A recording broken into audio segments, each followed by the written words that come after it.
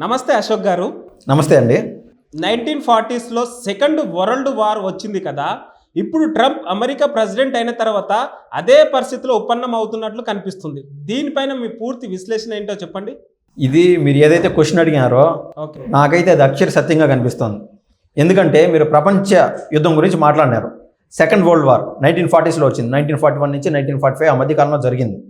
మనం ప్రపంచంలో ఎక్కడైనా యుద్ధాలు జరిగితే దానికి మూలాలు మనం పరిశీలిస్తే ఎకనామికల్ అంటే డబ్బుల పరంగా ఆ ట్రేడ్ పరంగా కనిపిస్తూ ఉంటాయి. ఫస్ట్ వరల్డ్ వార్ చూసుకోండి, అప్పుడు కూడా అంతే.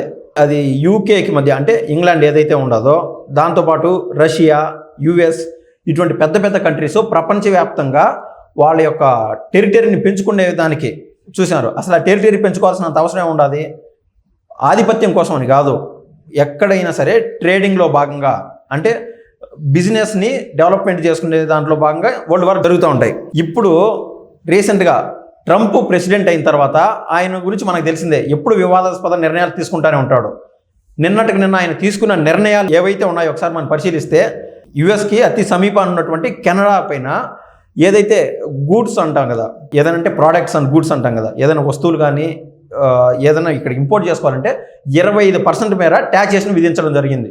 ఇది వరకు వాళ్ళు ఫ్రీ ఫ్లోగా ట్రేడ్ చేసుకునేవాళ్ళు, అంటే అక్కడి నుంచి ఇక్కడ వస్తువులు అమ్ముకుంటే వాళ్ళకు అంతో ఇంతో మిగిలేది, ఇక్కడ డెవలప్మెంట్ ఉండేది, తద్వారా ఎంప్లాయ్మెంట్ పెరిగేది. ఇప్పుడు 25% మేర ట్యాక్సేషన్ వేసినప్పుడు గూడ్స్ యొక్క ప్రొడక్షన్కి వాళ్ళు ఇంకా ఎక్కువ వెచ్చించాలా, లాభం తక్కువ ఉంటుంది. సో ఆ యొక్క ప్రొడక్షన్ అయిపోతుంది.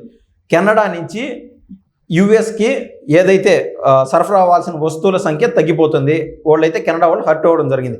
దాన్ని దృష్టిలో పెట్టుకొని for every action there is an opposite and equal reaction అనే చందాన కెనడా ప్రెసిడెంట్ అయినటువంటి ట్రూడో ఆయన కూడా ఏం చేశాడంటే, మీ వస్తువులు మా దగ్గరికి ఏం వస్తూ ఉన్నాయి అక్కడ వాటిపైన కూడా 25% ట్యాక్సేషన్ కంపల్సరీ అని ఉన్న పళంగా కొన్ని గంటల వ్యవధిలో ఆయన నిర్ణయం తీసుకోవడం జరిగింది. సో ఇదొక శాంపుల్ ఎగ్జాంపుల్ అనమాట. అప్పుడు ఏదైనా ఒక వస్తువు తయారు చేయడానికి అంతో ఇంతో మనం ఒక ఖర్చు పెడతాము, కానీ ఖర్చు అనేది పెరిగినప్పుడు ఆ బిజినెస్ స్టాప్ చేయడం మంచిది. తద్వారా ఏమవుతుందంటే ఇక్కడ ప్రొడక్షన్ ఆగిపోయినప్పుడు ఎంప్లాయ్మెంట్ అనేది తగ్గిపోతుంది, కొత్తగా ఎవరికి ఉద్యోగాలు రావు. దీనివల్ల ఏమవుతుందంటే ద్రవ్యోల్బణం అంటే ఇన్ఫ్లేషన్ కూడా పెరిగిపోతుంది. ట్రంప్ తీసుకున్న ఇంకా వివాదాస్పదమైన నిర్ణయం ఏమైతే ఉందంటే మెక్సికో పైన కూడా ఇదే నిర్ణయం తీసుకున్నాడు. అతి సమీపాన్ని ఉన్నాయి కదా అని చెప్పి మెక్సికో పైన కూడా 25% ట్యాక్స్ చేసినట్టు విధించడం జరిగింది. మెక్సికో ప్రెసిడెంట్ అయినటువంటి షేనాబామ్ అధ్యక్షురాలు ఆవిడ కూడా అదే చందాన 25% ట్యాక్సేషన్ వేసేసింది. ఎవరిపైన? యుఎస్ పైన. దాంతోపాటు వాళ్ళు యుఎస్ కానీ కెనడా వాళ్ళు కానీ వాళ్ళు చెప్పింది ఏంటంటే, గతంలో అమెరికా పూర్తి ఇన్ఫ్లేషన్లో ఉన్నప్పుడు మా వంతు మేము సహకారం అందించాము.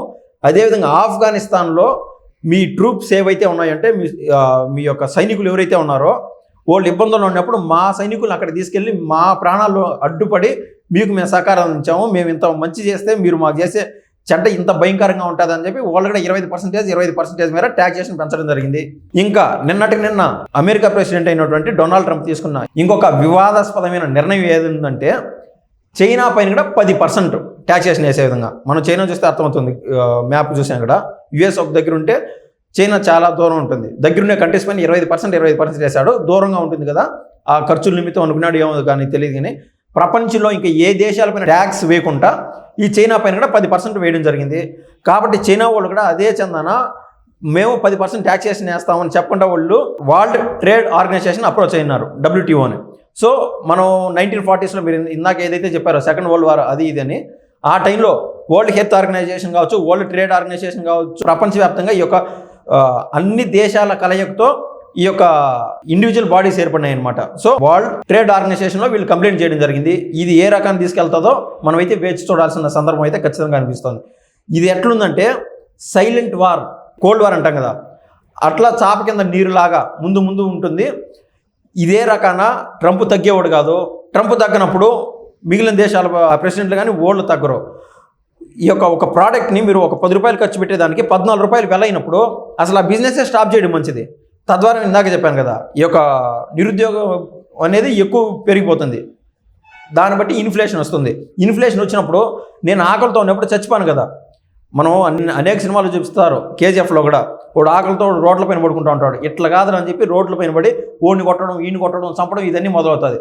ఆకలితో ఉన్నప్పుడు వాడు మెంటల్ బ్యాలెన్స్ కోల్పోయి ప్రమాదాలకు దారితీస్తుంది. ఇది దేశాల స్థాయిలో జరిగినప్పుడు ప్రపంచ యుద్ధాలు ఖచ్చితంగా సంభవిస్తాయని నేనైతే భావిస్తున్నాను. థ్యాంక్స్ అండి, ధన్యవాదాలు.